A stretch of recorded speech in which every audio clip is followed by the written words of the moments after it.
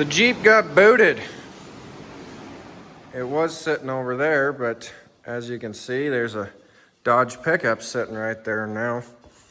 It's getting rear brakes, shoes, rotors, wheel seals, wheel cylinders. Then it'll get front brakes, pads, rotors, and a caliper over on this side.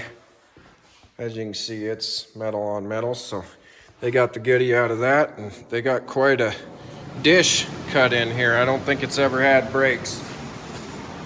One other thing I guess it's getting is there's a O-ring on the outside of this electrical.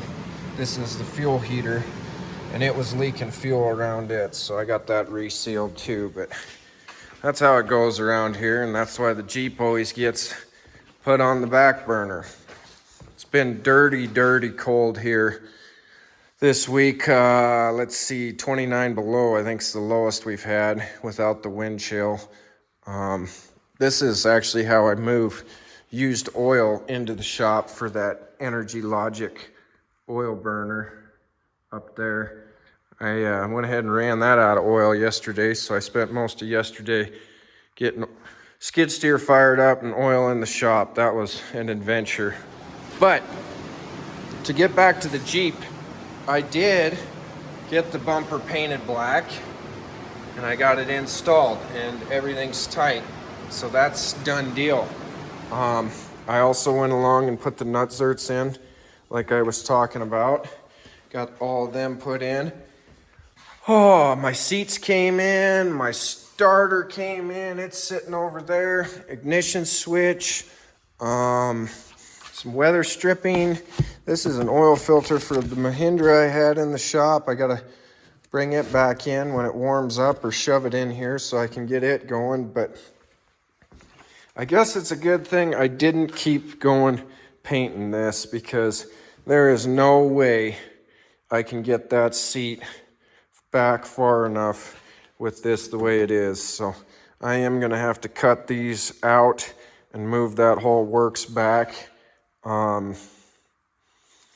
It's not the most exciting thing I've ever had to do, but it's got to be done, because like I said, I'm kind of a big guy, and that is not going to work otherwise. So you can see I got it offset from the steering wheel here, and that actually is pretty comfortable back there. But like I say, I got to cut this out to get it back that far. But I would like to get back on this hopefully this week, but the Dodge has got to get done first. This is all normal, boring stuff. You guys can look up 1,000 videos on how to do this stuff.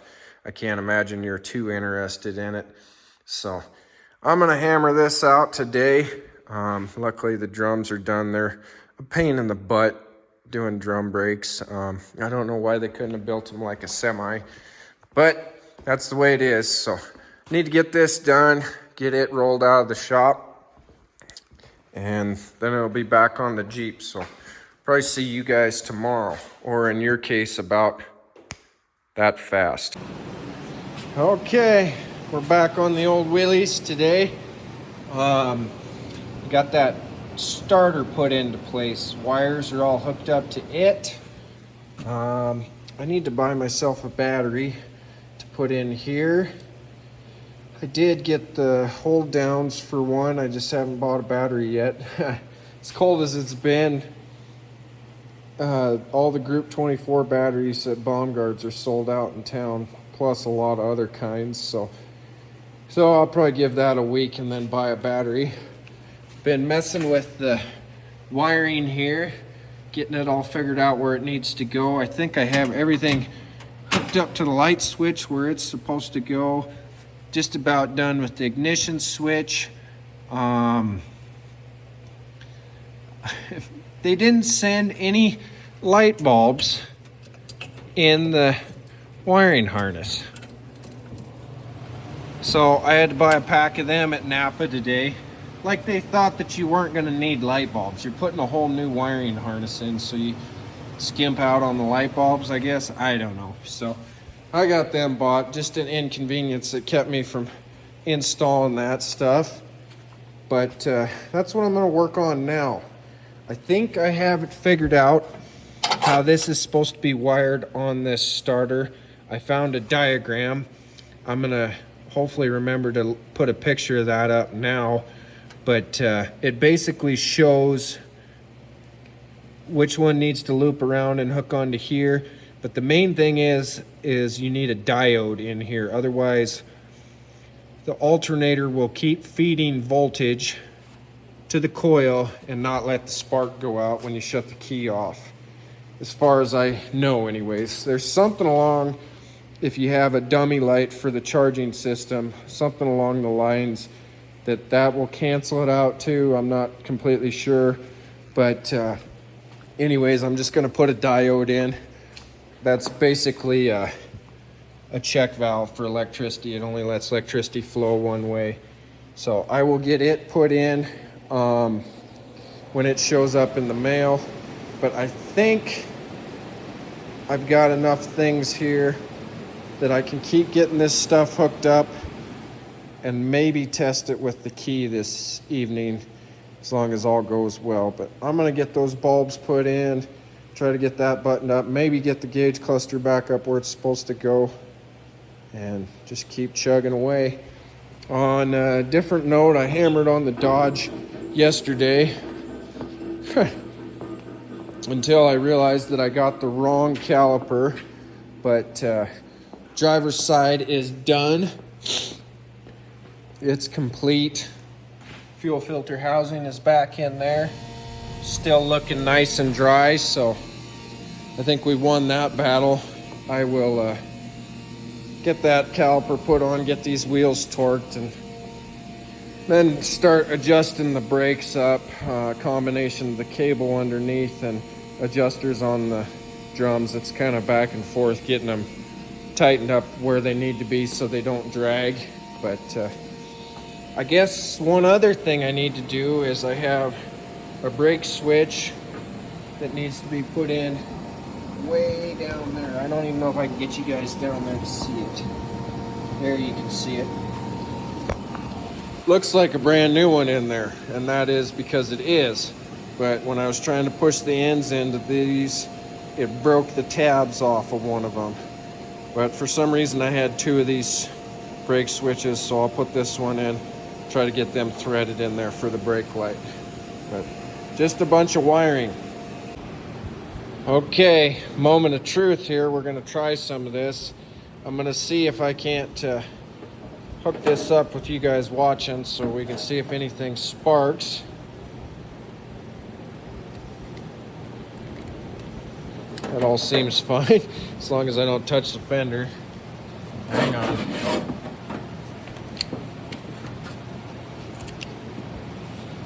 Get this kind of propped up.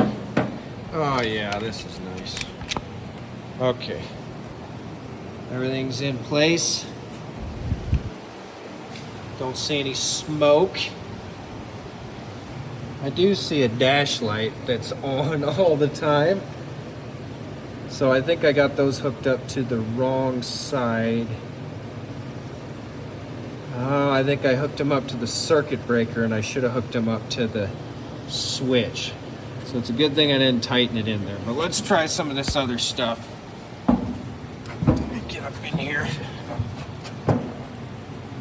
Turn the key on. Oh, I don't have the oil pressure gauge hooked up on the other side. Huh, our fuel gauge is moving though. I guess it should. I put a new sender in there, so wiring's new, sender's new, gauge is old. Should we try to bump the starter? Whoa! Check that out. Man, it sounds angry. Get around here. Make sure we got the fan into something. See if I can reach them both. Ooh. It is not happy. We are gonna have to take that starter out. Maybe loosen the bolts and move it a little. Maybe it's not quite lined up with the ring gear. All right, I got that pulled back out of there. Can you see any difference? This gear is actually a little bit bigger around. They're both 9-tooth, and I thought that that was the only choice, but there's a choice on spline count, or teeth count on the ring gear. This one is for a 97-tooth ring gear. I believe this is for a 124-tooth ring gear. So I'm gonna return this one, get a different one, and put that in later. But that seems about par for course on this Jeep. Just fights me every freaking step of the way. So anyways, I'm gonna pull the headlight switch back out, move the dash light wires over on a different pole on that, and just try to keep plugging away. Good news is it looks like my wires on my blinker switch are long enough to tie directly into the blinker wires under the dash, so I won't have to jump wires in between the two. But I've got the wiring diagram for this switch, and I'm hoping it's honestly the same color matchup here. It wouldn't surprise me if it was, but we'll check that before we hook them up. But just keep trying things out, see how we go. I guess I should be careful because I don't have the nuts put onto this terminal block, because I got a new one of them that'll be coming in a day or so. These are horn wires down in here. And I need to hook up that oil pressure wire to something right here. Can't remember. But just keep trying to get things hooked up, what I can do. I got the new brake switch installed down there. Let's see if I can get you down there where you can see it. Wires are hooked up like it's supposed to be. I took out the headlight switch, moved the wire on it, and I put it on what I thought was like running lights, and I think it is park lights. But that pole does not get turned on with the headlights on, so the dash light only comes on with the switch halfway out. That's awesome. So that needs to get put over on headlights, probably. Headlights or tail light pole, I'm not sure. I'll have to look into that, but it's about 6 o'clock here. Time for supper. So I am gonna get this packaged up to go back. I got the new one ordered. I got my jump pack unhooked on the negative side. We might as well unhook the positive side just so we don't have any problems. And I'm gonna call it a day. So I don't know if I really accomplished a whole lot, but I did get the light bulbs installed into there. Ignition switch I think is right. This big wire here is coming off the accessory side of that. I've got a bus bar I want to put under the dash somewhere that I can run that to. So I got positive power for the heater switch. I need a dome light switch I'm going to install over here.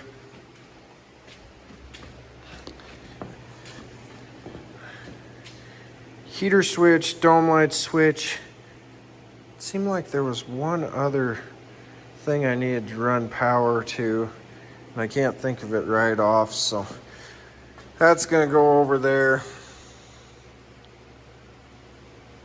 I will put some lights up on the front eventually, but I don't know if I'm gonna worry about running power to them yet, because my headlights will work and everything else. But I can't remember what I needed another leg of power for. I guess cigarette lighter's one other one that I'm gonna need. So, I don't know if I can chalk this evening up as very productive or not, but that's the way this old Jeep goes. See you guys tomorrow. It's another evening after work. You can see I got the old gray Dodge back together. It's off the lift. Everything turned out good on that, but I still got a brake light on the dash. No ABS light, but I honestly think the bulb's burned out in the dash, because when I run the test on the dash, it doesn't flash the ABS light. I'm really starting to lean towards like an ABS module up under the hood. Replaced the speed sensor in the rear axle, tested the e-brake switch here, and it just won't go out. So you kind of, if you have any idea how these old early ABS systems work, you know the hell that I'm going through on that. Of course, no codes to even know where to start to look.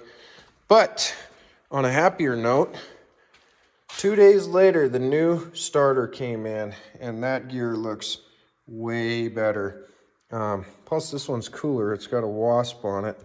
So I think I'm going to throw that thing in quick and then probably call it a night. I got a floor mat to put down here, and I like how it's made. I haven't laid it in there yet.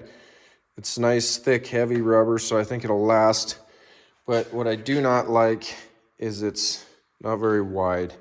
So it's probably only going to come to about here.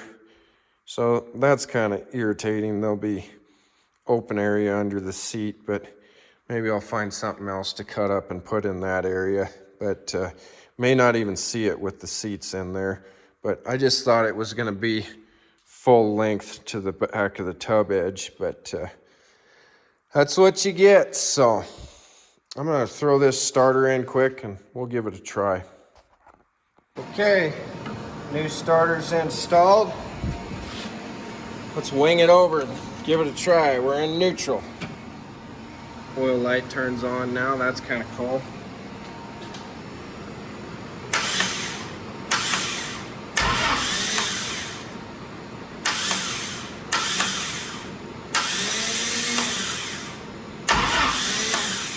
Well, what the heck. Stays in for just a second.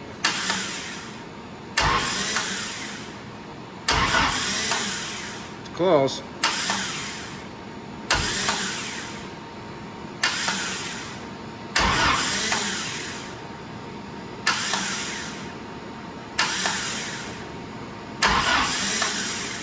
I wonder if I'm gonna have to clean that old ring gear up. There's some slack in the bolts and I was able to rotate it up, so let's try that.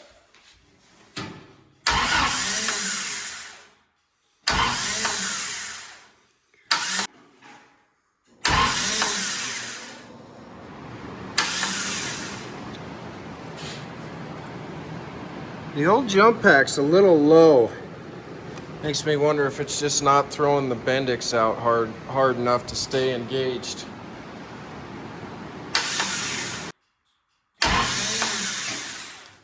Oh man. It's always something, isn't it? I don't even know why I do this stuff sometimes. I'm guessing it's a combination of maybe that ring gear being a little chewed up and the jump pack being fairly low on voltage. I don't have another battery handy in the shop, so I guess I'm gonna have to probably pull the starter. It's a new day, new outfit in the shop, but we're not gonna work on that right now. We're gonna get back on the Jeep. I let my jump pack charge up overnight, but I don't think that's the problem. I think I need to pull that starter and clean that ring gear up a little bit, and I think that'll help it engage. I'd like to get that done. I should be able to turn it right off the crankshaft here, turn it over, clean it up with a die grinder. I I need to hook blinker wires up still to the blinker switch. I've got a new flasher somewhere. I think it's under my mat. There's a new flasher right there. So I'd like to get it hooked up, done, put the brake master cylinder cover back on. Maybe lay that floor mat out. I don't know if I'll leave it down because I want to cut those fender wells out. And then I guess I want to cut those out and not get sparks all over that mat and mess it up. But, oh, I know what else I got. I got a temp sensor to put in here, and I can hook that wire up, get rid of that one, so I'll have to drain the coolant a little bit. Just kind of buttoning up some odds and ends. Got the coolant draining, so I can do the coolant temp sensor up here. But I also got the starter out of there. Let's take a look. See if I can get this kind of set up. You can kind of see the damage on the front edge of this ring gear. Some of that, well, you can see metal flakes, fresh ones in here. Some of that is from me putting the wrong starter in and grinding that, but not all of it is. Some of it is from this other starter here and the way that this thing engages the Bendix. See if I can get back here where I can push on it. See? And for me starting it over the years, just using my thumb, since that linkage wasn't inside the cab anymore, I haven't done any other favors. But all I'm gonna do is sand this gear all the way around with a die grinder and just kind of take that rough edge off, and I'll just roll these teeth back that way, just like that. I've had to do that on other things before. It's not the greatest thing to do. The best thing to do would be put a new ring gear on it, or flywheel. I can't remember if this ring gear comes, it must come off that flywheel, but nobody wants to do that. You'd have to tear the engine out of it or the transmission. In this case, it'd probably be the engine because it's the easiest thing to get to, but we're not gonna mess with that. I bet if I sand that edge back, it'll be just fine. So let's get that done. Okay, new sensor is put into place. Of course, they don't send a nut with it. That's real nice, so I had to use an old nut. But I also got all the way around the ring gear with the die grinder. Got her cleaned up pretty good. Hopefully that's all it needs. I'm hoping that I don't have to go in between the teeth with a file and knock that burr out of there. But if I do, I guess I can do it. I damn sure know how many teeth is on that flywheel now. But let's stab that starter back in there and give it a try. Starter's back out. I really was thinking that I bought the wrong starter again, which I guess isn't surprising, but it's like, come on, I gotta be getting close. Well, check this out.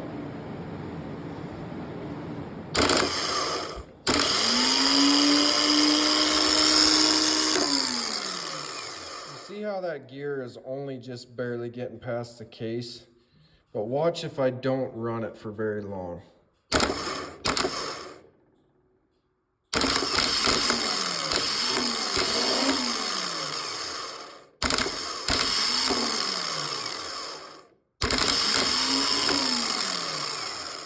I don't know if you can see that or not, but it's meant to get flung way further out. So if I rotate this backwards, it kicks the Bendix out. Look how far out that thing is supposed to get flung out. And it's only coming out to like here. So did I get a junk starter from the get-go?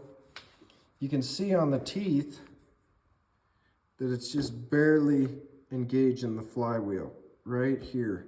And that's why it's not staying in. There you go, you can see it's nice and shiny. It's because this isn't coming out all the way. So now what do? Do I just send it back and get a different one? Do I tear this one apart and try to make it actually do what it's supposed to? I don't know.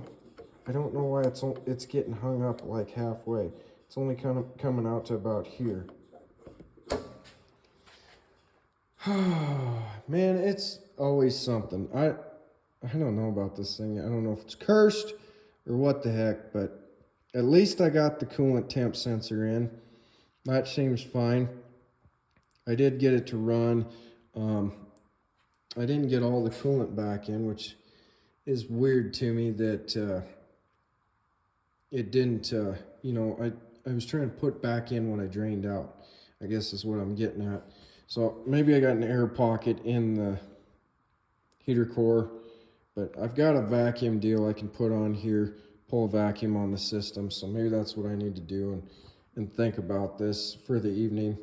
Just ridiculous that, man, you would think that this is a good starter, but it's probably made in China like everything else. And I don't know, I might try putting a drop of oil on that shaft and see if that does anything, but I gotta figure out what I'm gonna do.